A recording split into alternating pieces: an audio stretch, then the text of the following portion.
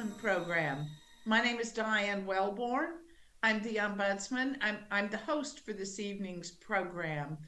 In honor of our recent celebration of Veterans Day, we have chosen to focus this evening's topic on a program that we have especially for veterans. So there's a lot that we want to tell you about it.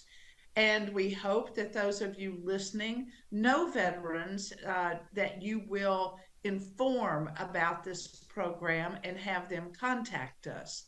Joining me tonight is the program director for the Long Term Care Ombudsman Program, Mr. Lawrence or Chip Wilkins. Thank you, Chip, for coming on the program tonight. It's good to be Oh, with thank you you. for having me. It's great to be here. Well, it's great to have you with us to talk about this program that is very, very dear to us, and particularly at this time of year, but even all year round, actually. Chip has been the long term care program director for, I think, about 8 years now, and that's wonderful. And our program is serving people that live in long term care facilities, people that are in need of in home care services, and people that live in group homes. And rather recently, in the past couple of years, we've added a special program for our veterans that live in long term care facilities. And that's going to be our topic tonight. And we're going to take your calls. So please feel free to call in. I think the number will be posted at the bottom of the screen so that you can see to call in. And we will be happy to answer, yeah, the questions that you have online. Or if you stump us and it's something we can't answer online, we will certainly invite you to contact us in the office, and we will contact you back to do that. I'd like to start, for those of you that may not be familiar, with a overview of the long-term care ombudsman program. I gave a super short description just now in introducing Chip, but I'd like to give him a chance to say a little bit more about the long-term care ombudsman program and where it came from, who it serves, what it does, and how we can help people. We'll put that into context with the program we have for veterans. So, Chip, please help us out with that. My pleasure. The long term care ombudsman program actually came out of the Older Americans Act from 1965. And this is kind of an interesting backstory. Prior to 1965, our folks who were in nursing homes and assisted living were dying at an alarming rate or suffering just poor care, and they really were not having good outcomes in long term care. And so the government, via Medicare and Medicaid as kind of their stick, said that all states needed to have an ombudsman program in place within a 4 or 5 year window. And when they had that in place, then they would continue to uh, be eligible for Medicare. And that got the state's attention because you threatened to take away Medicare from their uh, constituents or those living in their state. They take that very seriously. And so within that 5 year period, we went from having no real long term care ombudsman programs in states to every state having a program, and Ohio was one of those. And we actually have a very uh, strong, active ombudsman program. Currently, around the state, we have close to 130 uh, paid ombudsmen handling complaints from individuals who are in long-term care facilities, whether that's nursing home or assisted living facilities. Uh, in our region, Diane, we're region 2, and we cover a 12 or a 9 county area. Montgomery, Clark, and Greene are our 3 biggest counties. But we go all the way over to uh, Indiana and cover uh, Preble and Darke County, and then coming back uh, towards Columbus, we'll hit first Miami and then Champaign and Logan County. And we do cover approximately 250 long term care facilities within that region. And we are the first line of help for residents if they have a complaint, whether it be the food is served cold, uh, call lights aren't being responded to timely, and then it can get more serious to financial exploitation or in some cases neglect or even abuse. And so much like adult protective services covers folks in the community when there are complaints of potential abuse or exploitation, we have the jurisdiction in the nursing homes. And so we do a lot to try and help residents. And the real tool that we use is what's known as resident rights. And those came out of the Older Americans Act, and each state now has adopted resident rights. And I always say they're just, we heard back in grade school about, in our social studies classes, about the Bill of Rights. And these are rights that we all have as Americans. Well, the resident rights have just as much force and effect in the law. And residents in nursing homes have rights. They have right to privacy, to be treated with dignity and respect. They also have the right to really play a part in their care and treatment, and keeping that autonomy of the individual is really what's important. And we want to make sure that those in long term care are getting the help that they need, but we also want to make sure they're able to live independently and make their own decisions.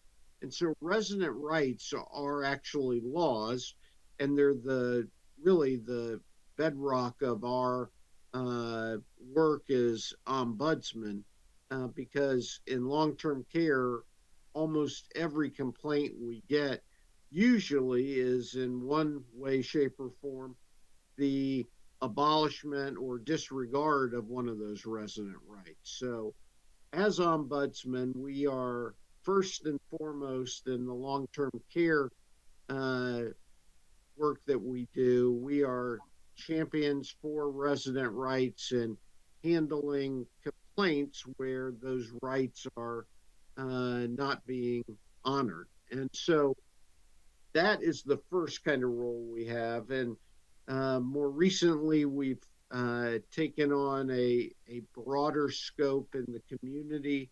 We do assist folks who are getting home health care. A lot of times that's tied to what's called My Care Ohio.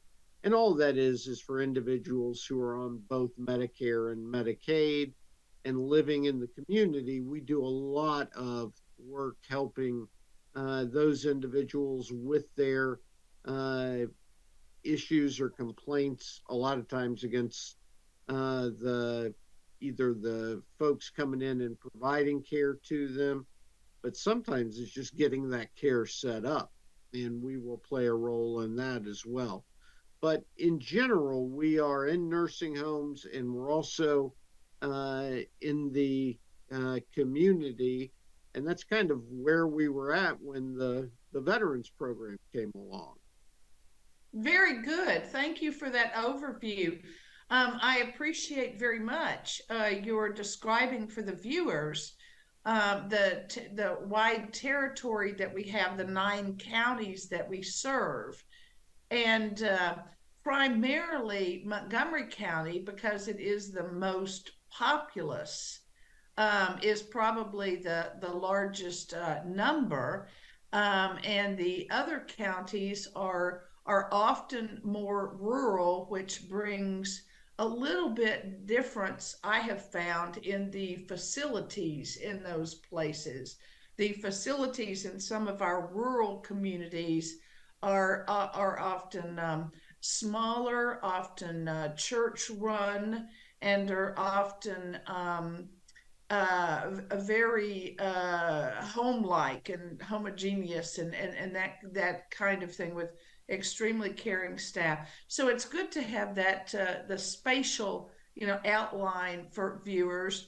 But I think it's also important for people to know the actual number of beds that we are responsible for, because there is a person, there's a human being, there's a man or a woman, somebody's mother or father, uncle, aunt, whatever, in one of those beds. And so we are responsible for how many beds, Chip? Well, right now we are just over now 18,500 beds in our region, and that is changing periodically because of uh, facilities selling to other facilities. And it just seems like every other week there's a new assisted living facility opening up in one of our counties. They are plentiful in our region. That is for certain. But yeah, And we they're also very needed, or they, I mean, they are needed, the assisted living facilities, because absolutely. more and more people who are aged can't uh, find it more of a challenge to live at home and to do all those things for themselves that they used to do. And so now in an assisted living, they may not need nursing care, but they can certainly use that assisted living care. That's for sure, Diane. And we see that more and more folks are staying in the assisted living for as long as possible.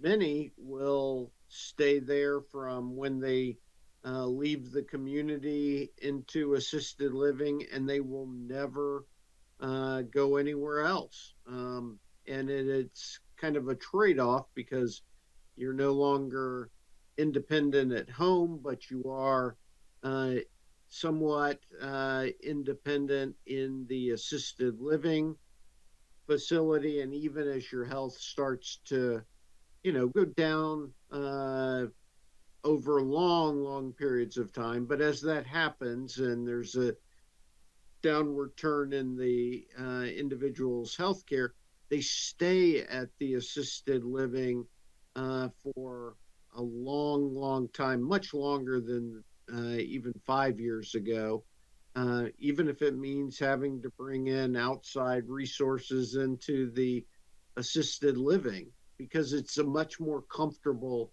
environment than in a nursing home, where you might have to share a room with a roommate. You don't have your own little apartment setting like you Right. do in assisted living. Exactly. Thank you for adding that. Sure. But now we'll circle back to our veterans, because we do all of the things that have been mentioned already in the program as a part of our ongoing work, and we always have since the Long Term Care Ombudsman program began and entered into our office in 1978. So we've been doing that for all of those years, and we'll continue to do so. But back to our veterans, our program for our veterans is newer. It's only been around a couple of years. And Chip, I'd like for you to talk a little bit more about the special purpose of the program. We do have a staff person that is dedicated to working on that program who just could not be with us tonight, but we'll get him back on here We sure will. at a more convenient time for him. But Chip, I'd like you to go ahead and tell our viewers about the special program that we have for veterans and why they should know about it if they have a loved one that is a veteran who's given service to the United States and who is living in a long-term care facility. So if you could help us out with that, Chip, that would be lovely. Well, I will do my best because it is a very important program. And as you were saying, we do have a veteran ombudsman specialist, Jimmy Gillespie, and Jimmy is a veteran, and anyone that works in this role would be a veteran. They know the landscape, so to speak, in the world of veteran affairs. And it is important because many veterans know this. We don't typically as civilians, but what it the veterans go through when they discharge is a unique process. They are ready to leave the armed services and they go through a pretty extensive discharge process. And one of the things they typically will do when someone leaves, they will determine what disability the individual may have sustained or suffered as a result of their service connected work that they were doing. And many veterans will go through that process and they may uh, be determined to be 10 or 15% disabled. And I know that sounds odd, you're 10% disabled. Well, that's how the folks in the VA or Veterans Affairs, uh, that is how they really quantify someone's disability. And what we do as ombudsmen trying to help veterans is we look at their service connected disability because that plays a pivotal role in what we can do as ombudsmen. And the program that we are part of, it is to help veterans who are disabled to get from, if they happen to be on Medicaid, to get them off of Medicaid so that the VA can pay for their time in a nursing home.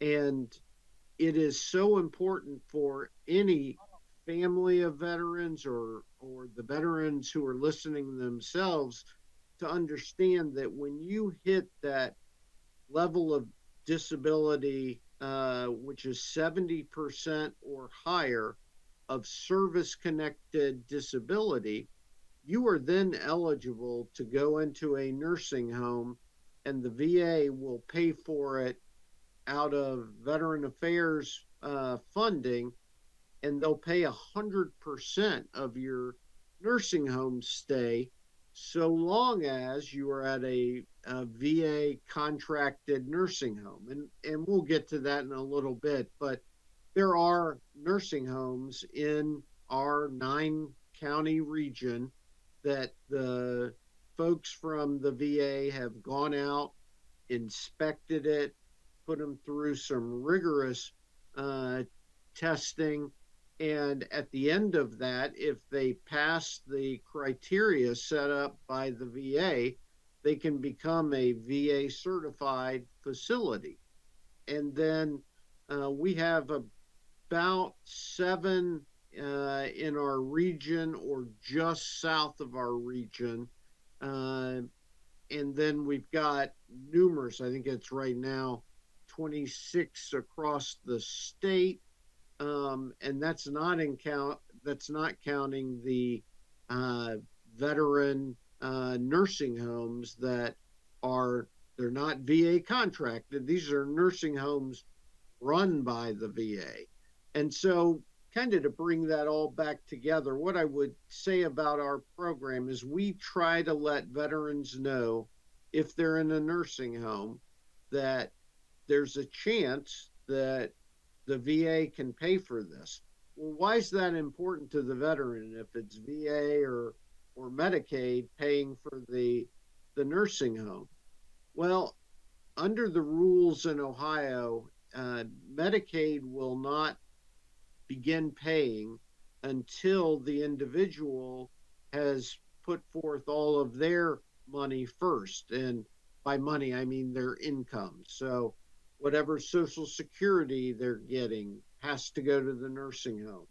If they're getting any retirement benefits, those have to go to the nursing home. Only after that income goes to the nursing home will the VA or will Medicaid come in and pay the remainder.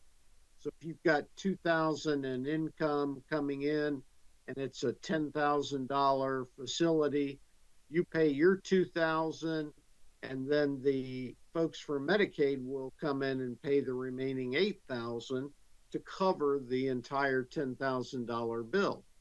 Well, in the VA program, you don't have to give any of your income to the nursing home. Uh, the VA will pay that full 10,000 and the veteran and their family gets to keep that income, which for many veterans is such a relief to know that their family will still be able to utilize that resource of income, and they won't have to give part of that to the nursing home. And so, Thank you, Chip. I think that's a really good overview, and we'll sure, come back and do a little bit more of that. But I would like to stress that how important this is to the families of the veterans. This program that we are running that helps people transition from where they are to where they could be, and they could maintain more of their monthly income for themselves and for their families. But we do have a caller, and so I want to get that call answered, and then we'll circle back to finish up what you were saying. sure. We have a caller who's a veteran in an assisted living facility, and he has investments that he would like, it looks like, maybe to liquidate or to cash out, in his words. And can the ombudsman help me negotiate the distribution of those funds? So I'll let you take that. It's a basically very much of a financial question. It sure is. And the typically what we would do with a call like that is we would direct this individual to an appropriate uh, individual or company to help with the negotiation and distribution of the funds from the investment. We as ombudsman don't actually assist with financial advice, and in that same regard, we do not help in trying to direct folks in the best way to cash out their investments. In fact, because there may be tax comp or consequences, you probably do want to talk to someone who knows about investments in conjunction with the rules and laws overseeing veterans. So that's something where I would be happy to direct this caller to uh, uh, entity that will be able to help. But again, the I think it's important to put out there that as ombudsman, we work through our office, and our office number is 937-223-4613. And this individual and anyone can call with questions, and you're welcome to ask for me, Chip Wilkins, and I will do everything in my power to help. Thank you, Chip. Wonderful response. And I do just want to reiterate that we do advocate for residents' rights. But we are not financial advisors, and so we would not get involved in helping a person make those decisions. But we can uh, point people in the right direction to get them somewhere, to give them some choices. So we can make referrals, but we would not we're not qualified in investment counselors. We're advocates for residents' rights. So that's just to help enumerate what Chip said a little bit. Another caller that we have, and I'm thankful for the calls tonight. Thank you all. Wants to know if the eligibility criteria are posted on the website, or can the person apply online? What's the best way to get connected? Well, Chip just gave our phone number, and we'll let the wonderful staff at DATV post it on the screen for the viewers. It's 223-4613. We do have an online complaint form, or request form, so people can use that. Uh, but don't know that all of the eligibility criteria are posted on the website for the Veterans Program, because it's a little bit complicated. So that 70% disability it's a little bit complicated, and not all of our nursing homes actually, one of the things we found with this program is that not all the nursing homes actually know which of the residents that they have living with them are veterans. And then they also don't often know what is their disability, percentage of disability according to the VA system. So I'll let Chip talk a little bit more about that, and how we've had to go sleuthing and searching for veterans in facilities, and that's one reason we wanted to do this program. So if you know veterans, that you can help us connect with them. Go ahead, Chip. Thank you, Diane. I just wanted to backtrack a second about the importance of family, because it's one of the driving forces as to why we really are passionate about this program. We had a veteran recently lived in Southwest Ohio who was 70% service connected disabled, but ended up staying at home after multiple heart procedures, and had been told that this veteran needed to be in long-term care. However, to go into long-term care, he was worried that he was going to lose his income to the facility, and he couldn't do that because his wife had a chair, or a one of those slow moving stair chairs that went up the stairs, and they had to pay an amount each month. And he was staying at home because if he went to the nursing home, they wouldn't be able to pay that monthly fee, and his wife would be stuck on one floor, and he did not want to do that. Well, when we met with him and connected him with a nursing home that is a VA certified facility, he was able to go into that, get the care that he needs, but no longer had that worry about his wife not being able to use the stair chair, because he knew that his income was still coming into the family, which is incredibly important.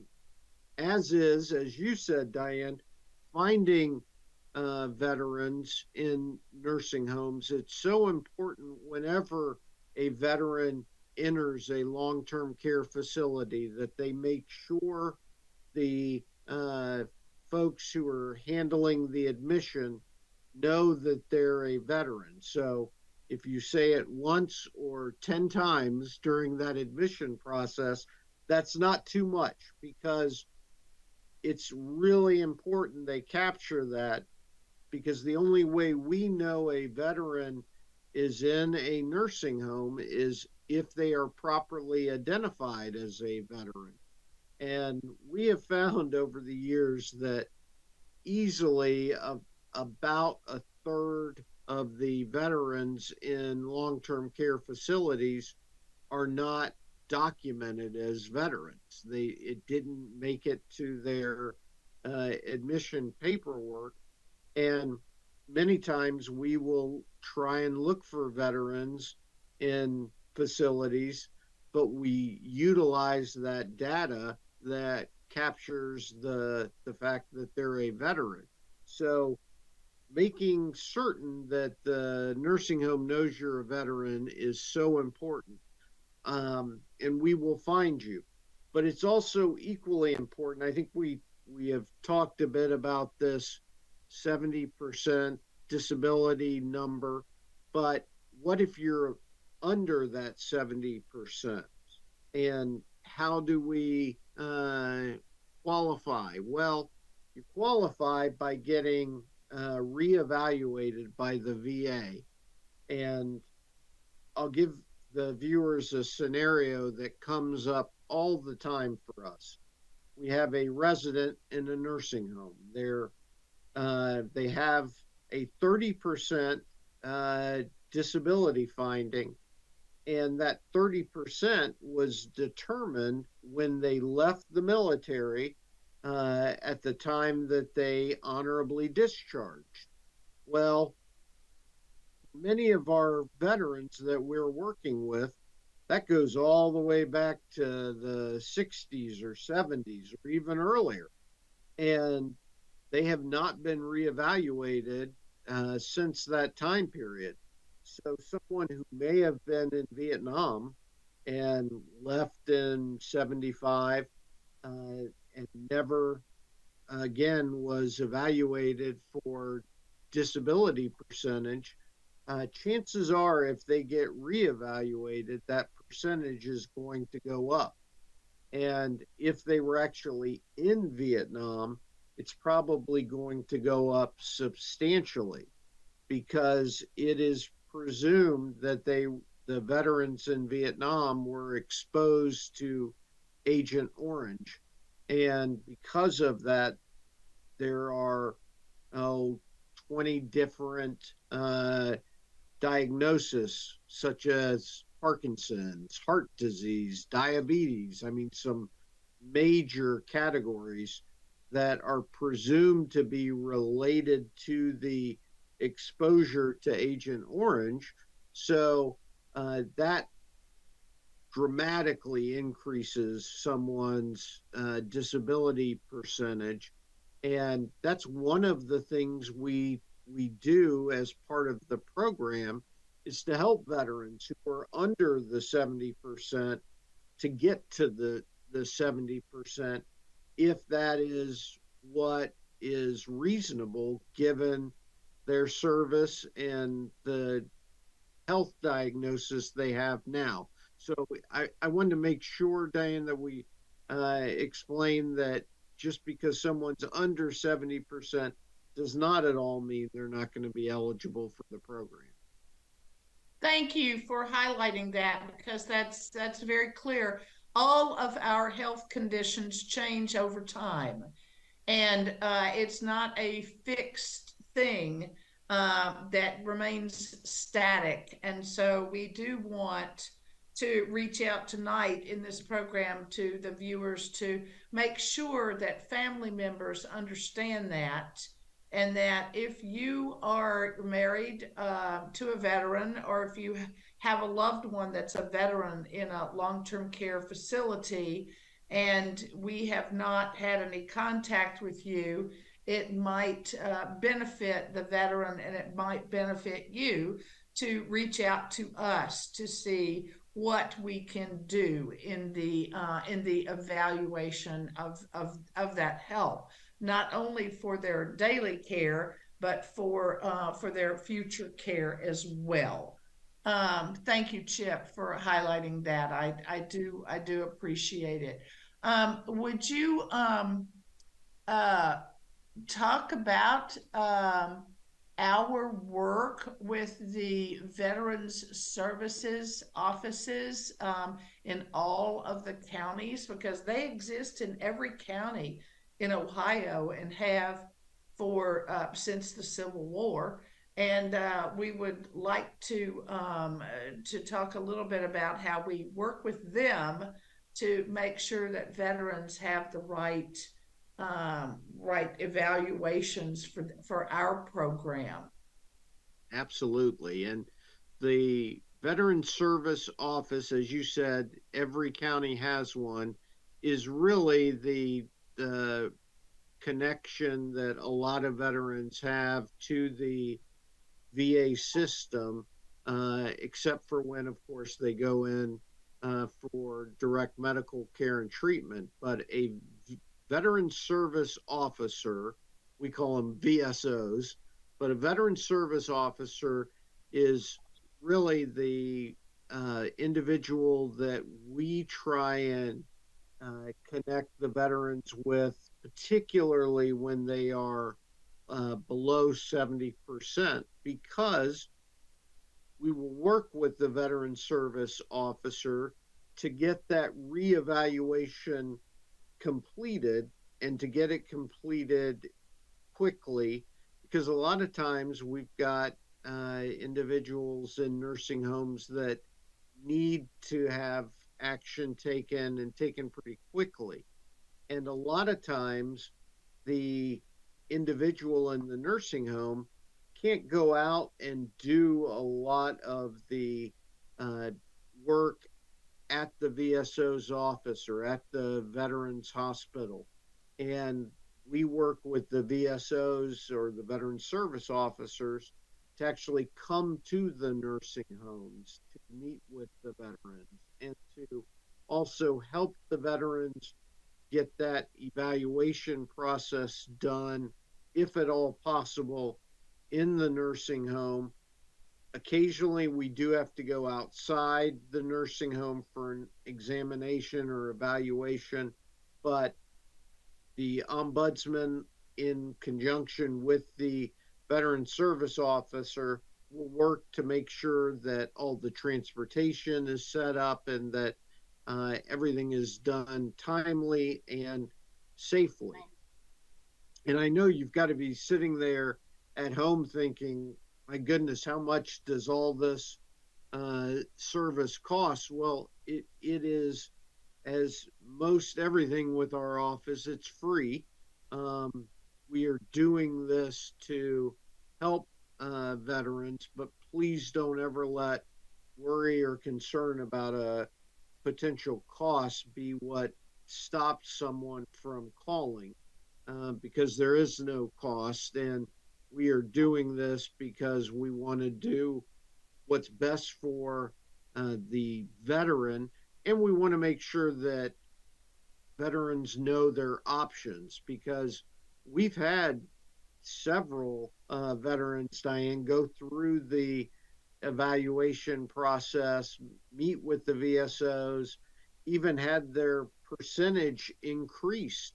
And then shortly before the veteran's scheduled to move, they may call, or they have called and said, you know what, I've changed my mind. I'm happy where I'm at. I'm going to stay at this facility. I know I'll lose some money, but you know, I'm close to my family and they're 2 blocks away. And so I don't want to uh, interfere with that.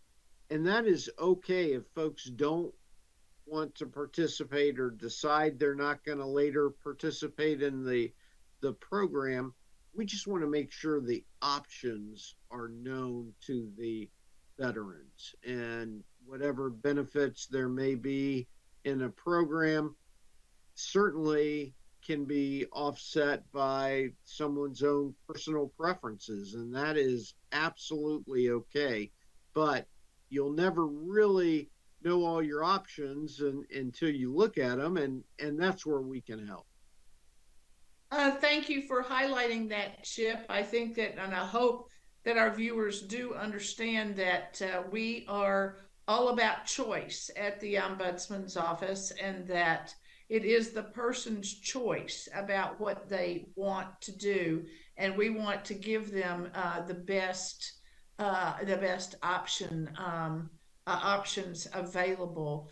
Um, I what we haven't talked about here is that the numbers of veterans that are out there in facilities that we have been working with and that we have had successful transfers to VA certified facilities so that they could retain their benefits.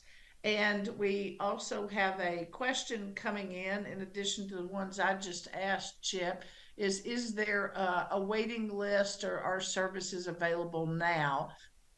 So I think I've thrown a lot at you right there, but we'll unpack it and let you take it all apart. All Thank you. right. Well, let me start with the last question, which is there a waiting list for the services available? There are waiting lists at some nursing homes across the state.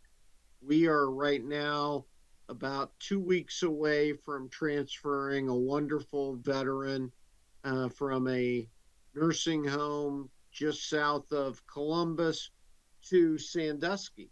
And that Sandusky has a one of the most beautiful nursing homes in the state right on Lake Erie. And they are there's always a waiting list to get into that particular nursing home. And they will have waited about 4 months, but they're going to get in. And it that is just an example of how waiting lists often work for nursing homes. And that is the one area where I can say to the caller with that question that there are waiting lists. However, when it comes to meeting with our ombudsman specialist who's going to help with the veteran with the learning about the options for transition, there is no waiting list. We can come out and talk to a veteran in a nursing home. We can come to their home. We can do it over the phone or via Teams or Zoom. But for talking with the ombudsman, there is not a waiting list, and we will make that happen usually within 5 business days of calling us. We will be out to meet with you, and that I can say for certain that that will occur. So I hope that that answers the that particular question. Um, then Diane, the uh, what was your other question? It was about the number of veterans who have desired and been successfully transferred, and any of the stories you want to tell about the individuals that did so. Well, in the few years that we have been working on the program. We've actually transitioned 34 veterans from our region across the state. We've had 78 total that have transitioned, and the it doesn't sound like a lot in terms of numbers, but it really is because for each of these veterans, we count the months that they are no longer on Medicaid, but are in fact receiving VA funding for their nursing home. And when you start calculating those months, we're in the thousands of months that we've had veterans transition to the VA program. And that for us means thousands of months that the veteran has been able to utilize their own income without having to contribute that to the cost of their nursing home care.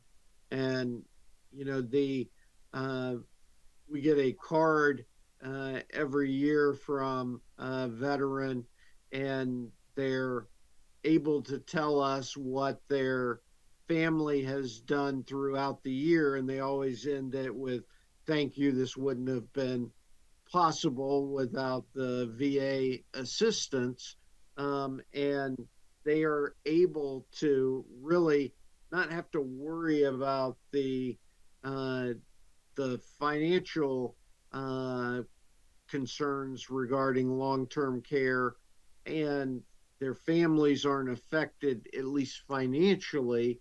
Um, and for someone who has served and suffered, uh, significant disability as a result of their service, uh, that's a good thing that they shouldn't have to worry about the finances, and that's the least I think that their country can do for them. And it is what one of the big reasons why we do this and celebrate it at this time of year when we're honoring our veterans. Right. Thank you, Chip. I appreciate that. And just wanted to also highlight we've talked a lot about the financial benefit to the veteran and their family of moving to a VA certified facility, but there are other benefits as well. In many long term care facilities, there are not all of the services and therapies available to veterans that are available in veteran certified facilities. So not only is there the financial benefit to a veteran who, because through their own choice, makes this decision to make a move, but there are other benefits as far as their care and supports. Would you like to touch on a little bit of that as I'm afraid we're getting almost not out of time just yet, but we're getting there. I didn't want to leave that out. It's not just a financial benefit, although Under, that's very important. Understood. And I'll be happy to address that because with a full time veteran ombudsman specialist, we always say there. First off, there's no question or call that comes in that we won't try to help a veteran related to any long term care issue. So we start with that understanding. But in many circumstances, there are, if someone is covered through Medicare and Medicaid, there's a point at which physical therapy may stop. It might be because they're only allowed 18 physical therapy visits a year, or because the folks overseeing Medicare and Medicaid think that the individual has reached maximum medical improvement. So when finances or someone evaluating the medical records ends up being a reason for discontinuing physical therapy, veterans have another option. And that option is even greater when they're in a VA certified facility. But a veteran who may not be in a VA certified facility a lot of times may qualify for additional therapy, whether it be physical therapy, even mental health services. Much more is available to a veteran, and getting in contact with the VA through the Veteran Service Office. That's one of the things we do a lot of work connecting veterans so that they can get the additional care and treatment that they're looking for. But a lot of times in a VA certified facility, veterans get to continue with uh, physical therapy much longer than in traditional uh, Medicare, Medicaid covered facilities. And the reason is because we know that veterans have a lot more uh, potential for physical issues, and the VA certified facilities are able to provide that. A lot of times they do just restorative therapy bedside with a lot of veterans on a daily basis that they wouldn't get or qualify for in a non VA certified facility. So there's a lot of benefits available, and we're going to do everything we can to educate the veteran and make sure that they know all of those options. Okay, thank you, Chip. That was a wonderful explanation. And we are running down the clock now here at our final time, but I would just like to offer to Chip a moment for any closing remarks. And I would just like to say that I hope our viewers tonight, or those of you that see this on a replay, will think about the veterans in your life. And if they're not in a long term care facility now, that's wonderful. But if they should need to go to one, please think about this for the future and keep our program in mind and keep the options in mind so that we can continue to honor the veterans with the services that are out there for them, which they have earned and which they deserve. So, Chip, I'd like to ask you if you have any other closing remarks that you'd like to make as our clock is running down. Understood. Thank you, Diane. Yeah, I would first like to thank all of our veterans and current active members for their service. We are a agency that absolutely supports and appreciates our veterans. It's part of why we are involved in this program. But I'd also like to remind viewers that about 60% of nursing home residents each year go without any kind of visitation, and that's a lonely year without any visitors. That over half of nursing home residents are going through. And we do have a strong volunteer program. And one of the things our volunteers strive to do is visit facilities and seek out veterans. And I think that if anyone is ever, whether you volunteer for the Ombudsman program or do it individually, even a card to a veteran is greatly appreciated. But of course, a visit is appreciated. And I really think that you'll change a veteran's life. And whenever you do something kind of outside your comfort zone, it changes you too. So, with that, Diane, I just say thank you for the chance to share this program with your viewers. Hey, thank you. And thanks to all the viewers for watching. Our telephone number one last time is 937-223-4613. And we're happy to take any calls and any follow-up. Thank you very much. Appreciate your viewing. Good night.